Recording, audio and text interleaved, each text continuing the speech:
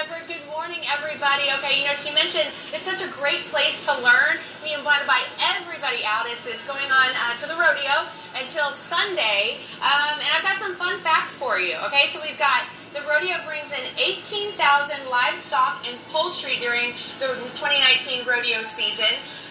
There are 3,953 bags of feed. That's not from Petco. It's all locally sourced, and they're creating this themselves. That shows you the importance of it. There are 4,728 bales of hay for feeding, and get this, 8 million pounds of manure donated to Living Earth as compost. All right, so now back to the bees. We're talking birds and the bees. I'm here with Gary Parts. Okay, well, maybe we're just talking bees.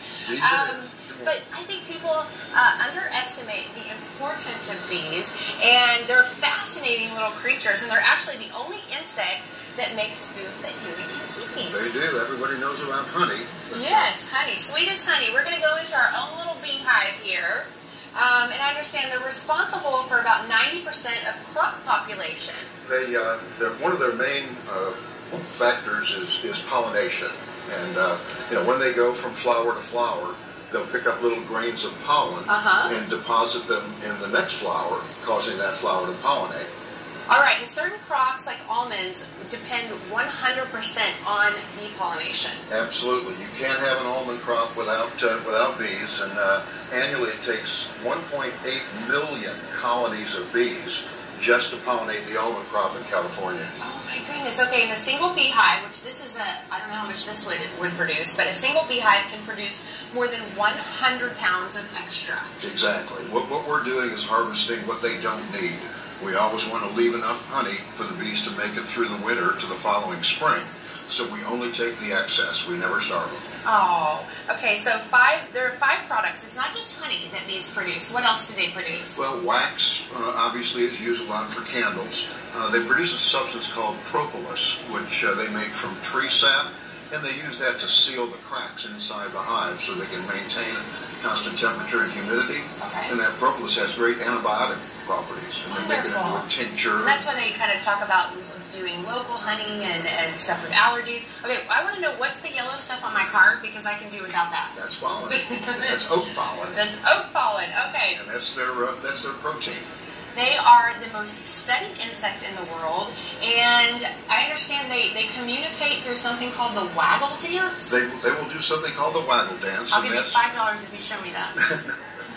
10 maybe. Okay.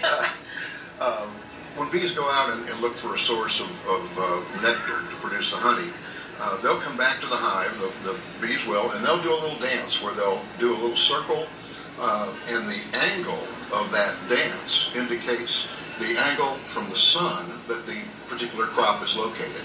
And then the speed with which they go and the intensity with which they waggle tells how valuable that particular foodstuff is. I'm gonna learn the waggle dance. Okay, I understand that over 95% of the worker bees are women. Go females. And then in the fall, the male bees actually get kicked out of the hive. Do they go to the doghouse, or where do they go? No, they get shoved out and they die. They shoved out and die. They get shoved out and die because their only purpose is reproduction, and that doesn't take place in the fall and the winter, only in the spring. And so they would just be hanging around eating honey that the workers need to survive. So they boot out the guys, and the queen will lay some more drone eggs in the spring. The queen will survive. Absolutely. All right, so you guys have to come on out to the rodeo. We are here at the beehive. Like I said, it's super educational. And in later, I'm going to take my sweet self.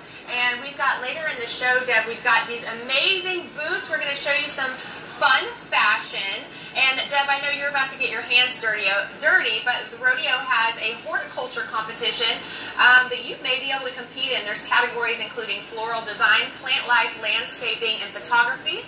Winners of each category are eligible to receive cash prizes in a Houston Livestock Show and Rodeo official belt buckle, and you can submit that through March 18th, Deb, so you've got time. All right. Thank you, honey.